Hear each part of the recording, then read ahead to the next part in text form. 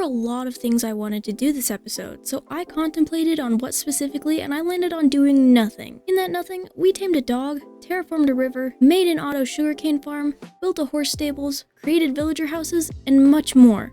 Hey nerds, today we are doing nothing. N-O-T-H-I-N-G, nothing. Before we get started on doing nothing, I need to show you a few things. First of all, I got a fancy helmet. Second of all, I terraformed a lot of area. This whole area is flat now, and I've kind of pulled up the riverbed a little bit so we're not all the way out there. I also terraformed on the other side of here, so this is flat, and I'm sure we'll build something over here. But there used to be a big old mountain thing. Really, it's just a hill. And now look here, the pigs are fixed. They're all fixed. Guess what I did to fix it? I installed the correct version of the texture pack.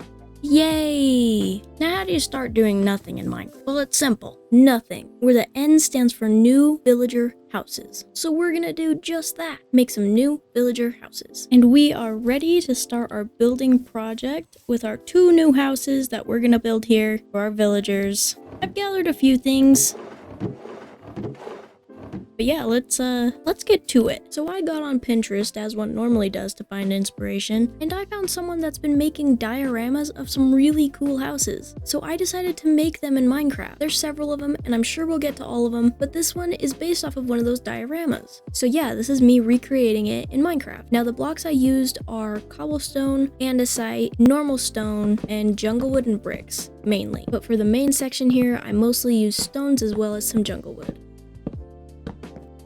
This second build is also from that diorama set. I thought this was a very beautiful house that had an amazing greenhouse in the back. For this build, I used a lot of mud bricks as well as packed mud, some stone bricks for the chimney, as well as cobblestone stairs, andesite stairs, and stone stairs. And this diorama had multiple angles, so it was really interesting to see how they made it from front to back. It took me a really long time to get the greenhouse figured out. I tried finding a block that matched the kind that's in the picture, but none of them were really working out. So I just went with the normal wood, but I had a lot of fun building these. It took me like 2 hours to actually figure out how I wanted them to go, but that was okay because I just watched a show while I was doing it, and I think that it was a pretty successful endeavor because seeing them from my house and getting to run past them every day is actually so fun. I think that they turned out really well. I have finished up the new villager houses. I don't know who lives here, but I'll give a small tour on the inside. Living area, very small, very cramped. Kitchen area, kind of another living space. First bedroom, second bedroom, and then if you run around the back here, there's a bit of a storage shed. I need to put the door back on it because I forgot, but there's that. And this is another house, and then this is the other house. Also don't know who lives here, but there's a small little greenhouse in the back. Here's the living area, the small kitchen area, cooking area. Come upstairs, huge area for a bedroom. And there's 2 doors to this. The other side is the main entrance, but there's a second door here that actually has where you get into the greenhouse. So yeah, I'm gonna put some beds in here and decorate it later. Again, it's time to do nothing. But this time, we're on the letter O. So I consulted my sibling and they told me that I should make an organic beetroot farm. It is time for our organic beetroot farm. I forgot my bone meal. Now it's time. Not sure where I want to put this. I'm kind of thinking over here somewhere. Oh, like maybe like right here, or even in front of this one, like maybe right here. That might be kind of cool. We'll have to push that back a little. That's okay. Let's do it right here. Maybe not. Maybe we leave it. That has a funky shape. Second thing is, I want to put a well right here. So before we actually do the beetroot farm, please. There we are. And now that we have a well, I would like to connect everything up. Now that we have that, let's put some places for water. Time to hoe up the soil. I have finished the beetroot farm. Doesn't it look great? They're not grown up all the way. In fact, most of them aren't grown. That's okay though. Got our little well. Whale? You're joking. Our little well here too. We're doing nothing again. It's time for the letter T, which stands for terraforming the river. And this one's a big one, so you better buckle up. And now that we've done our organic beetroot farm, let's move on to terraforming the river. We're gonna terraform out this whole river, terraform the river, and I think it's gonna be pretty fun. We're also gonna go do over there too, and I think I think it's gonna look great.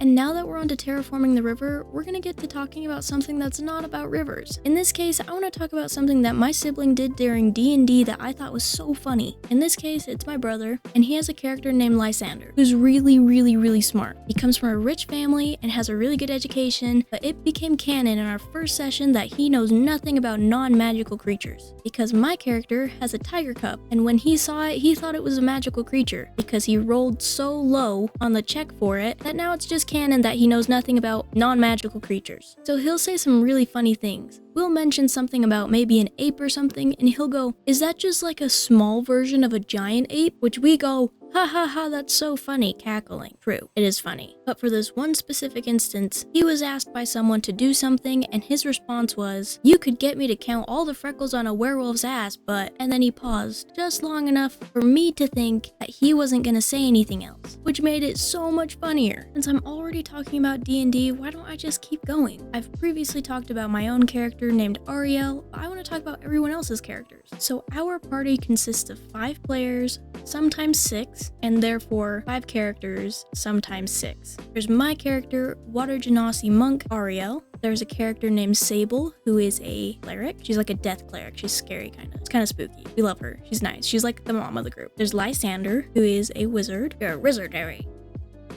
Quick intermission. So now that we just did all the fun stuff on getting all of this sorted, we're gonna go ahead and do all the actual mud stuff. We'll see how this turns out. If it doesn't really work, I can change it back, but this is kind of how we're gonna do it.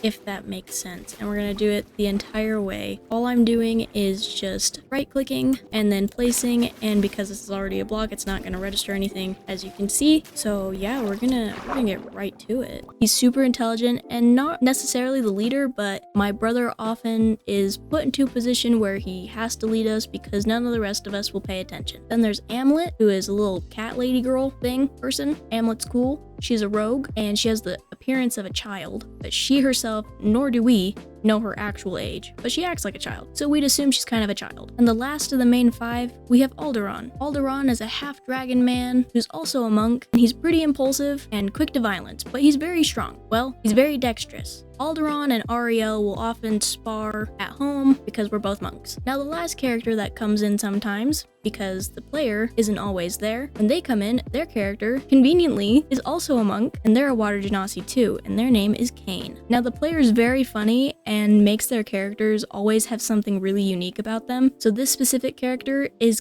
kind of terrified of everything. They're a good monk, they're just always scared and whimpering and crying, so it's a joy to have him. Anyway, that's the D&D party for now. Oh, and by the way, my tiger cub's name is Topaz, and he's a cute little guy. But that's the party for now, and we'll see where it goes. Since there's just a tiny bit of time left for the voiceover right here, I wanted to explain that we are fighting someone named the Father in Severin, the main city where everything is happening. Our group's name is Scry. We have our own bastion, and my character turns out to be partly a race called the Shunned, which is what the Father is.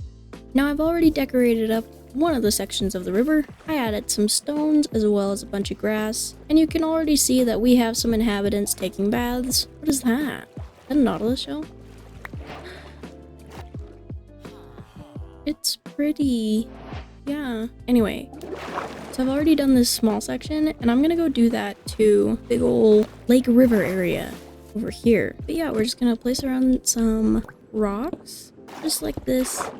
Around the place, all over the the bottom of the water.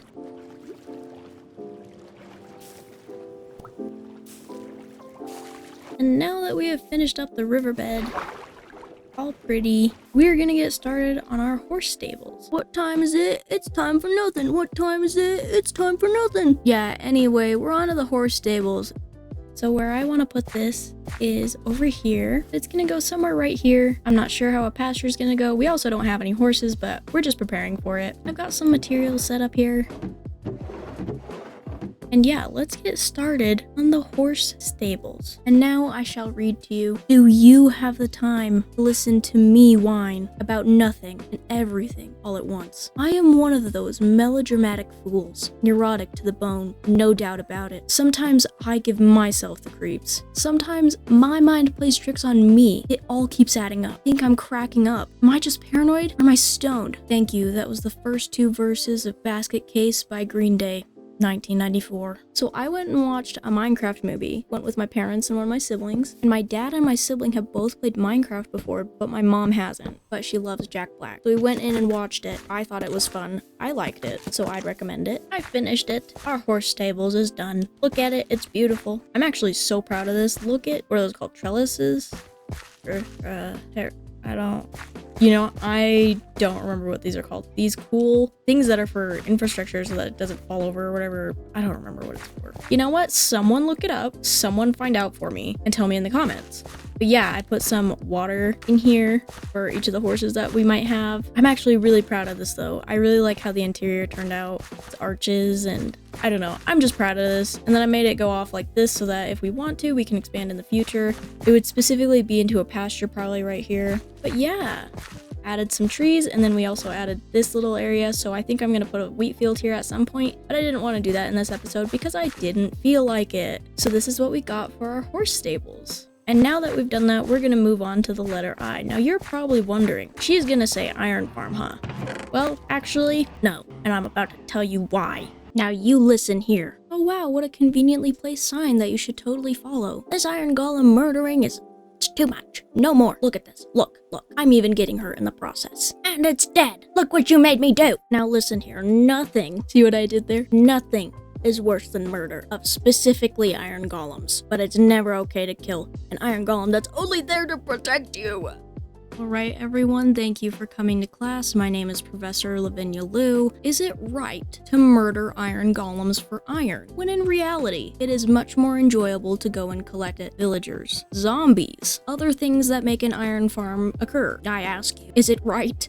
This is a joke. I hope you know it's a joke. 2 iron golems and 1 pig were hurt in the making of this video. Nothing is wrong with having ADHD. That's why the second N in nothing stands for neurodivergent behavior. So here's a warning. I don't wanna be a player. Bunger, bunger, bunger, bunger, bunger.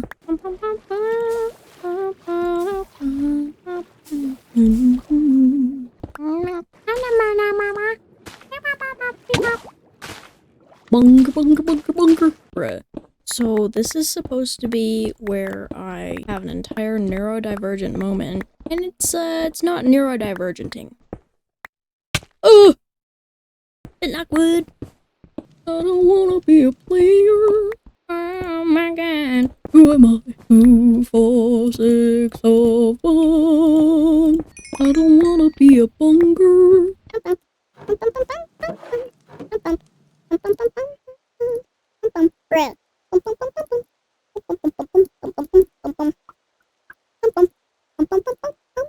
I don't wanna be a banana.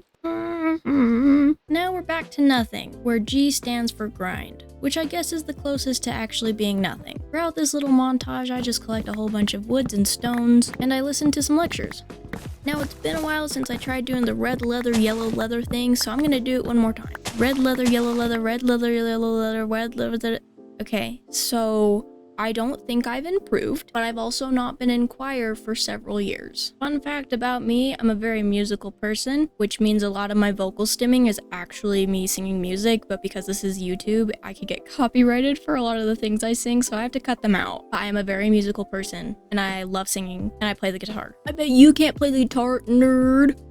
I'm real sorry about what I said back there. Guys, this is so important. I went to start doing the terraforming project and there's this dog here and I didn't have any bones in my storage room, so I had to run over and it's still here. Oh my god.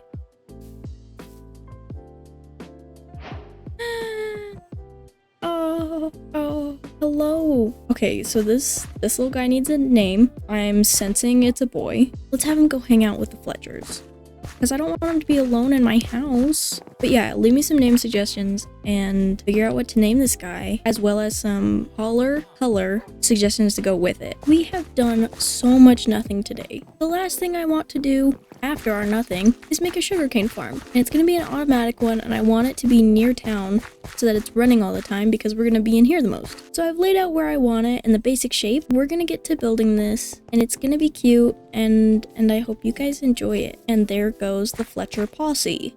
Just to preference once more, because I'm a little scared. Iron farms are for anyone who wants them. If you want one, that's great. I don't play with them just because I actually kind of like going and mining the material, but I can see how it is a bit of a hassle to go and do that stuff. So do whatever you want. Be the icon you are, guys. Tiny problem. So I'm making our little building, right?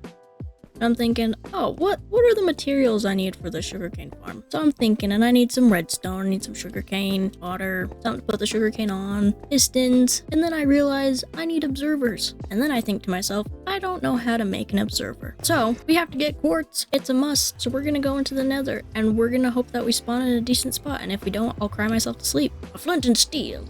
Just to preface, my sister came into my room, showed me a song from Bubble Guppies. That's the context of the situation. Wait. What? So just letting you know, that's my favorite. Bubble Guppies? No. Whatever that was. This has no reason to go this hard. Menopause?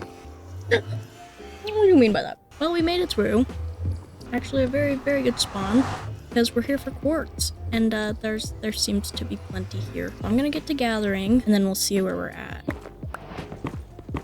Listen to this magic.